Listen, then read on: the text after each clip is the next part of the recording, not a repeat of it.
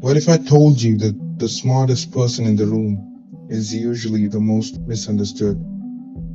What if I told you that genius and madness walks in the same thin line? And what if I told you that in the world falling apart, the last person to see it coming is also the first to be ignored? Today, I want to share something with you, something I never planned to create, something that chose me more than I chose it. This is about a book called The Last Genius Before Collapse. But more than that, this is about some truths that can only be spoken in whispers. Why some stories can only be told when the world isn't ready to hear them. Why sometimes the most important voice is the one that speaks to an empty room. You see that image? That's not just a picture, that's a feeling. The feeling of being right when everyone else was wrong. The feeling of seeing the end coming while others planned more. The feeling of carrying knowledge that weighs more than gold, but holds less value in the eyes of others. Let me start with a question that haunts me. Why do we write books that no one asked for? Why do we create art for audiences that don't exist? Why do we speak truth that make people uncomfortable? The answer isn't pretty. We do it because we have no choice. Picture this. A young boy sits in his room surrounded by books. Not children's books, not fantasy novels. Books on philosophy, science, human behavior.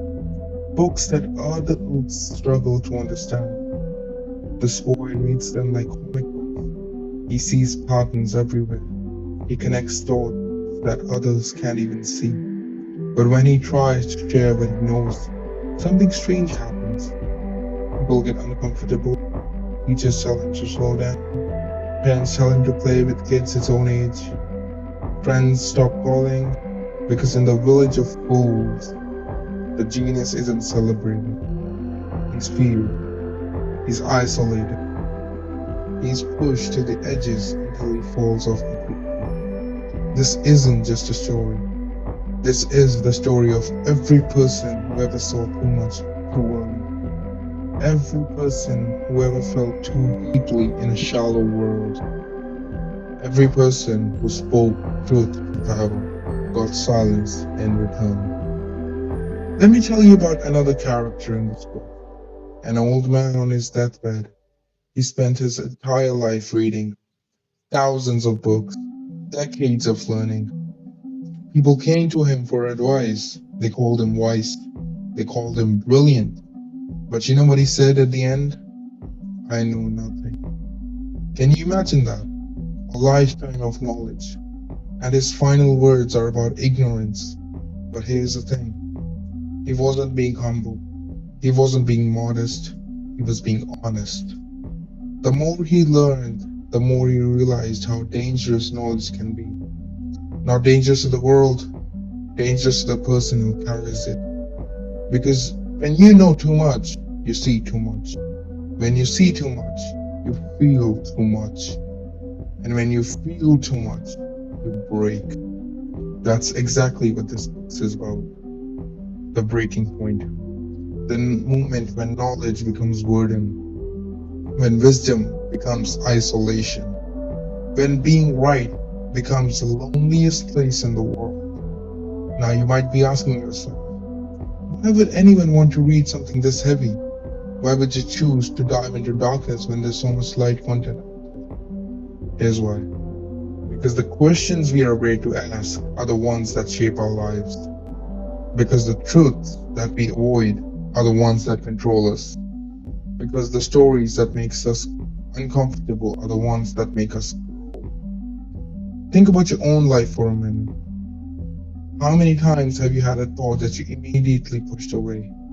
How many times have you felt something that you couldn't put into words? How many times have you seen something that others couldn't see and wondered if you were going crazy? This book doesn't give you easy answers. It doesn't promise to fix your problems.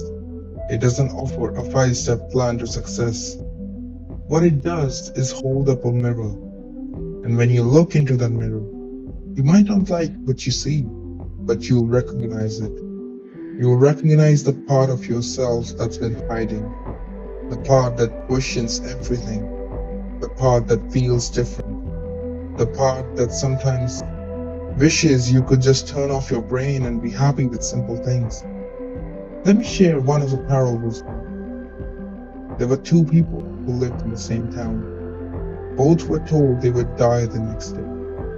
The first person spent his last day crying, begging, trying to find a way out. The second person spent his last day exactly as he always did, reading, thinking, being quiet. And when the morning came, both were still alive. It has been a test. The first person celebrated.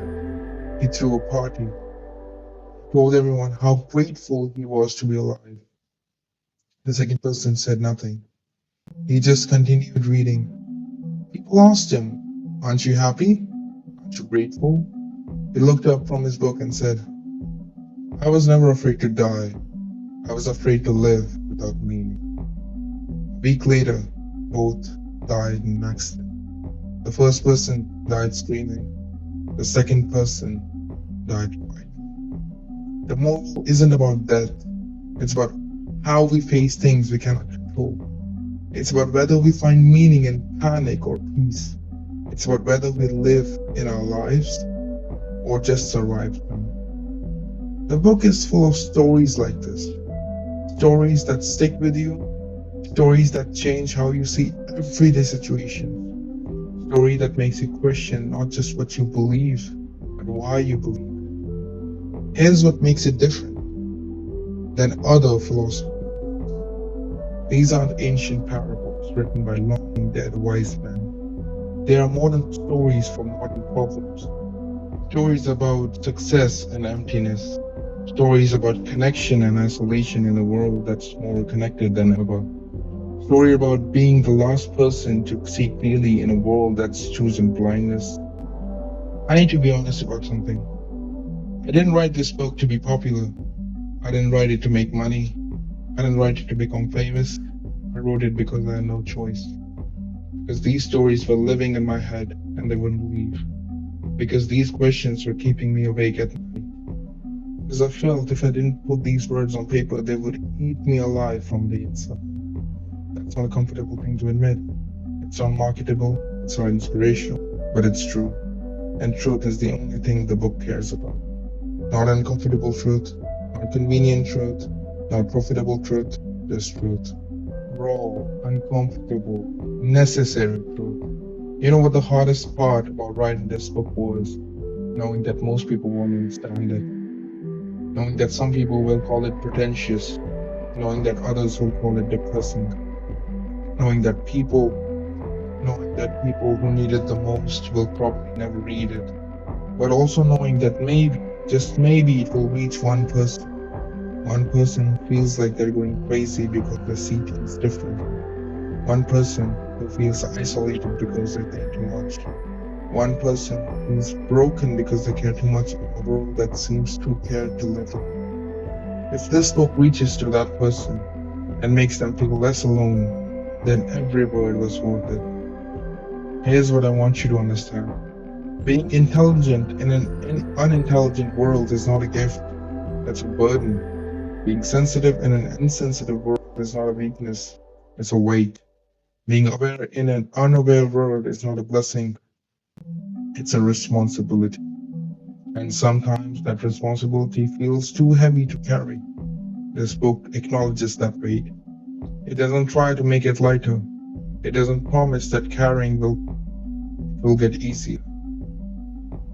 What it does is remind you that you're not carrying it alone, that throughout history there have been others who saw too much, others who felt too deeply, others who knew too much for their own good, and some of them left behind words for the next generation of people who would carry the same weight, words for people like you, words for people like me. This isn't just a book, it's a message in a bottle.